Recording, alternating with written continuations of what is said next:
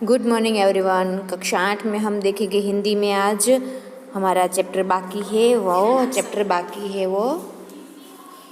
Chapter number 4, Lal Bahadur Shastri, कर्मयोगी लाल बहादुर शास्त्री। जहाँ से बाकी है हम वहाँ से चालू करेंगे। सन 1921 में उन्होंने अपनी पढ़ाई छोड़ दी थी। शास्त्री जी पर भारतीय चिंतकों डॉक्टर भगवान दास तथा बापू का कुछ ऐसा प्रभाव रहा कि वह जीवन भर उन्हीं आदर्शों पर चलते रहे तथा औरों को इसके लिए प्रेरित करते रहे। मतलब कि लाल बहादुर शास्त्री जी जो है उनके ऊपर भगवान दास और गांधी जी बापू का ऐसा प्रभाव पड़ा था कि उनके आदर्शों पर ही वो चलते रहे और दूसरों को भी वो आदर्शों पर चलने की प्रेरणा देते रहे। शास्त्री जी के संबंध में मुझे बाइबल की वह युक्ति बिल्कुल सही जान पड़ती है कि विनम्र ही पृथ्वी के वारिस होंगे। मतलब शास्त्री जी के जो भी संबंध है उससे ये पता चलता है कि बाइबल की वो जो युक्ति दी गई है वो सब विनम्र ही पृथ्वी के बारिश हो गए ऐसा सम्मानित वो होता है। शास्त्री जी ने हमारे देश की स्वतंत्रता संग्राम में तब प्रवेश किया था जब वे स्कूल में विद्यार्थी थे और उस समय उनकी उम्र केवल 17 वर्ष की थी। मतलब कि जब वो 17 साल के थे तभी से उनकी स्कूल हुई थी, तभी से उनके स्वतंत्रता संग्राम में वो प्रवेश कर चुके थे। गांधी जी के आह्वान पर वे स्कूल छोड़कर बाहर आ गए थे। जब गांधी जी का आह्वान हुआ तभी वो स्कूल छोड़कर बाहर आ गए। इसके बाद काशी विद्यापीठ में उन्होंने अपनी शिक्षा पूरी की। काशी विद्यापीठ में उन्होंने बाद में आगे वाली शिक्षा पूर्ण की। उनका मन हमेशा देश की आज़ादी और सामाजिक कार्यों में लगा रहता था। परिणाम यह हुआ कि सन 1927 में वे लोकसभा सेवा मंडल में शामिल हो गए। उनका मन हमेशा सामाजिक कार्यों में लगा रहा था। इसी वजह से वो 1926 में लोक सेवा मंडल में शामिल हो गए, जिसके वे जीवन भर सदस्य रहे। मतलब कि वो जीवन भर वो वही मंडल में के सदस्य रहे। इसमें शामिल होने के बाद से शास्त्री जी ने गांधी जी के विचारों के अनुरूप अछूतोद्वार में काम में अपने आप को लगाया। गांधी जी के जो आदर्श विचार थे उनके द्वारा उनके आदर्शों पर चलते हुए उन्हें अछूतोद्वार वाला काम था उसमें वो लगे रहे। यहाँ से शास्त्री जी के जीवन का एक नया अध्याय प्रारंभ हो गया। यह काम चालू करने के साथ ही उनका नया अध्याय चालू हो गया। सन 1930 में जब नमक कानून तोड़ो आंदोलन शुरू हुआ तो शास्त्री जी ने उसमें भाग लिया, जिसके परिणाम स्वरूप उन्हें जेल जाना पड़ा। 1930 में जब नमक कानून तोड़ो आंदोलन में उन्होंने भाग लिया तभी उनका जेल जाने का शुरुआत हो गई, जेल का यात्रा शुरू हो गई। यहाँ से शास्त्री जी की जेल यात्रा की शुरुआत हो गई। सन 1942 के भारत छोड़ो आंदोलन तक निरंतर चलती रही। जो उनकी जेल यात्रा शुरू हुई थी 1913 में, तो उनकी 1942 तक उनकी जेल यात्रा चालू रही। इन 12 वर्षों के दौरान वे 7 बार जेल गए। 12 वर्ष के दौरान 7 बार जेल जाना पड़ा उनको। इसी से यह अंदाज़ा लगाया जा सकता है कि उनके अंदर देश की आज़ादी के लिए कितनी बड़ी ललक थी। 12 साल में उनको जेल जाना पड़ा 7 बार। तो इससे हम जान सकते हैं कि उनको देशभक्ति उनके अंदर कितनी भरी हुई थी। इससे यह अंदाज़ा लगाया जा सकता है कि वे उनके अंदर ही देश की आज़ादी के लिए कितनी बड़ी ललक थी। दूसरी जेल यात्रा उन्होंने 1932 में किसान आंदोलन में भाग लेने के लिए करनी पड़ी। दूसरी बार उनको कब जेल जाना पड़ा? 1932 में। सन 1942 की उनकी जेल यात्रा 3 वर्ष की थी। 1942 की उनकी जेल यात्रा 3 वर्ष की थी, जो सबसे लंबी उनकी जेल यात्रा रही थी। इस दौरान शास्त्री जी जहाँ तक और गांधी जी द्वारा बताए गए रचनात्मक कार्यों में लगे हुए थे, वहीं दूसरी ओर पदाधिकारी के रूप में जन सेवा के कार्यों में भी लगे रहे। वो गांधी जी के बताए हुए रास्तों पर तो चलते थे, पर वो उनके साथ साथ वो पदाधिकार जन सेवा कार्यों में भी लगे हुए थे। सन 1935 में वे संयुक्त प्रांतीय कांग्रेस कमेटी में सचिव बन गए। 1935 में वो संयुक्त प्रांतीय कांग्रेस कमेटी के सचिव बन गए। इस पद पर वो 1938 तक रहे। किसानों के प्रति उनके मन में विशेष लगाव था, मतलब किसानों के प्रति उनके लिए मन में बहुत विशेष लगाव रहा था, इसलिए उनको 1936 में किसानों की दशा का अध्ययन करने वाली एक कमेटी का अध्यक्ष बनाया गया। उनको किसान के लिए जो कमेटी बिठाई उनके अध्यक्ष बनाए गए। पूरी लगन के साथ काम करके उन्होंने अपनी रिपोर्ट प्रस्तुत की, जिसमें जमींदारी उन्मूलन पर विशेष जोर दिया। पूरी लगन के साथ उन्होंने अपना कार्य पूरा किया और एक अच्छी खासी रिपोर्ट उनके लिए बना दी, जिनमें जिम्मेदारी उन्मूलन पर विशेष ध्यान दिया था। इसके बाद वे 6 वर्षों तक इलाहाबाद की नगर पालिका से किसी न किसी रूप से जुड़े रहे। मतलब 6 वर्ष तक वो किसी न किसी कार्य से वो नगर पालिका से जुड़े रहे।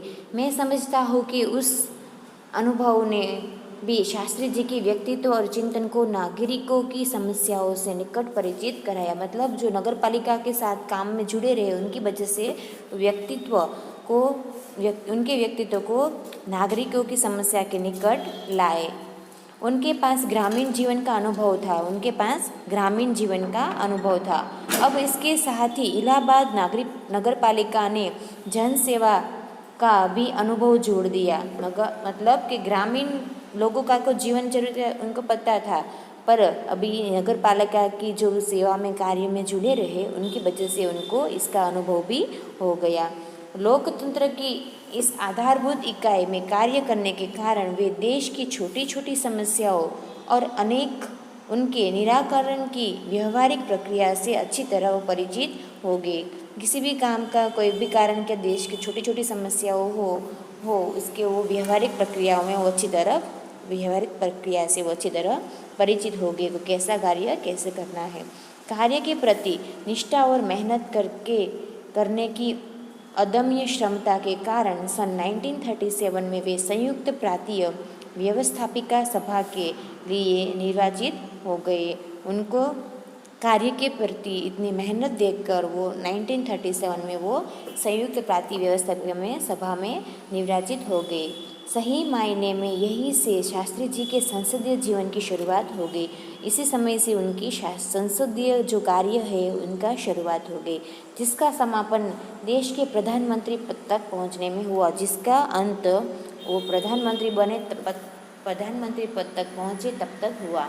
शास्त्री जी को भारतीय राजनीति की इतनी सही और गहरी पकड़ थी कि श्रीमती इंदिरा गांधी ने उन्हें अपना राजनीतिक गुरु मानते हुए कहा था कि उन्हें मार्गदर्शन में मेरा राजनीतिक जीवन शुरू हुआ।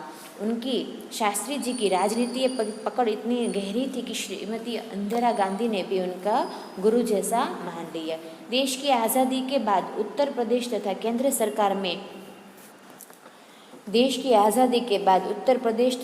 सरकार में शास्त्री जी भिन्न भिन्न पदों पर रहे। देश की आज़ादी जब हुई उसके बाद उत्तर प्रदेश, केंद्र सरकार, वहाँ सब में भिन्न भिन्न मतलब अलग अलग पदों पर वो कार्य करते रहे। उत्तर प्रदेश में उन्हें गृह मंत्री बनाया गया। उत्तर प्रदेश में उनको गृह मंत्री की पदवी प्राप्त हुई। बाद में पंडित नेहरू के अनुरोध पर वे केंद्र में आ गए। पंडित नेहरू जी के कहने पर वो केंद्र में आ गए। केंद्र में उन्होंने रेल और परिवहन, संचार, वाणिज्य, उद्योग और गृह जैसे महत्वपूर्ण मंत्रालयों में मंत्री पद संभाला। केंद्र में आने के बाद उन्होंने संचार, वाणिज्य, उद्योग, गृह जैसे महत्वपूर्ण मंत्रालयों कार्य को संभाल लिया। इन पदों पर रहते हुए शास्त्री जी ने अपनी जिस प्रशासकीय दक्षता का प्रमाण दिया वह हमारे देश के लिए एक उदाहरण है। अपने मंत्रालयों के कार्यों में उनका दृष्टिकोण अत्यंत व्यवहारिक तथा सभी प्रकार की औपचारिकताओं से परे होता था। मतलब उनका जो कार्य था वो दृष्टिकोण उनका बहुत बड़ा था। वे अपने को कभी भी अपने पद के कारण ऊंचा नहीं मानते। उनका जो प्रधानमंत्री पद या फिर उसके पहले जो गृह मंत्री का पद था वो अपने पद को कभी महान नहीं मानते थे। उनकी बड़ी सीधी सी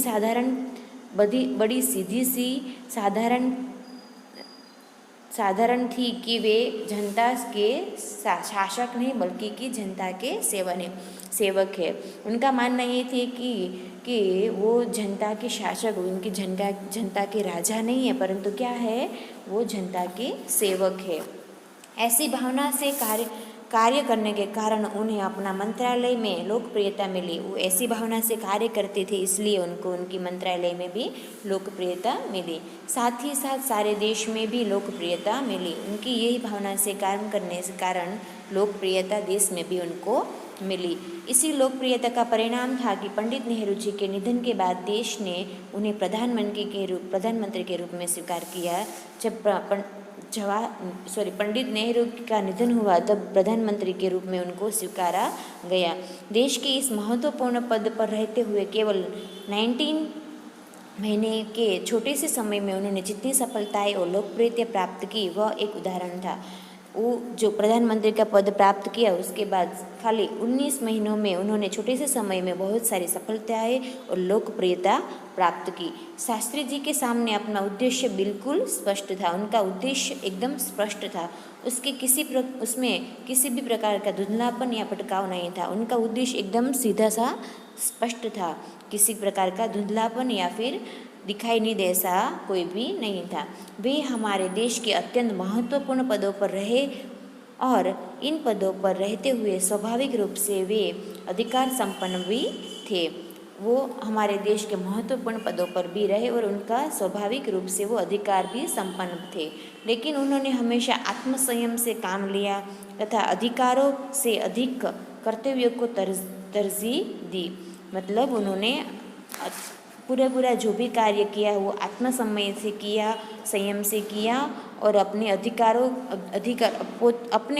के बजाय अपने कर्तव्यों को पालन करना उनको अच्छा लगा। शायद इसीलिए शास्त्री जी इतने अधिक लोकप्रिय हो गए। उनको अपनी से ज़्यादा देशवासियों की परवाह थी, इसलिए लोकप्रिय हो गए। उन्होंने अलीगढ़ मुस्लिम विश्वविद्यालय के दीक्षांत समारोह में 19 दिसंबर 1964 को छात्रों को संबोधित करते हुए कुछ इसी तरह से विचार व्यक्त किए। आपके भविष्य की मंजिल चाहे जो कुछ भी हो, आप में से प्रत्येक को वह सोचना चाहिए कि आप सबसे पहले देश के नागरिक हैं। उन्होंने एक विश्वविद्यालय में ऐसा संदेश दिया कि आप चाहे कुछ भी हो, आपकी मंजिल चाहे कोई भी हो, आपका पहला लक्ष्य क्या होना चाहिए कि आप देश के अच्छे नागरिक हैं। यह आपको संविधान द्वारा प्रदत्त कुछ अधिकार देता है, लेकिन इससे कुछ कर्तव्यों का भी बोझ आता है, जिसे समझना हमारा देश का प्रजातांत्रिक है। इससे ये बताते हैं कि हम देश के नागरिक हैं और हमें हमारे देश की जो नागरिकता है उसको सबको अच्छी तरह से पालन करना चाहिए और उस देश के प्रति सबको अच्छी भावना से कार्य करना चाहिए। हमारा देश प्रजातांत्रिक है जो निजी स्वतंत्रता देता है। मतलब हमारा देश प्रजासत्ताक देश है जो अपने आप स्वतंत्रता देता है, लेकिन इस स्वतंत्रता का उपयोग एक व्यवस्थित समाज के हित में स्वेच्छा से लगाए गए प्रतिबंधों के तहत होना चाहिए। हमारा देश स्वतंत्र तो है पर उसका उपयोग हमें व्यवस्थित समाज के लिए करना चाहिए। अधिकार, कर्तव्य और आत्मसंयम के बारे में यह अत्यंत महत्वपूर्ण बात शास्त्री जी ने कही थी, जिसे आज याद रखने की ज़रूरत है। मतलब हमारे शास्त्री जी ने यही एक बात की थी कि हमारे देश में सब सुविधाएं दी है, स्वतंत्रता सबको प्राप्त करवाई है, और उसका एक महत्वपूर्ण उसका कर्तव्य और आत्मसमय से उनको अत्यंत महत्वपूर्ण करवाना कार्य चाहिए। इसी वजह से यही हमारा पाठ ये कंप्लीट होता है।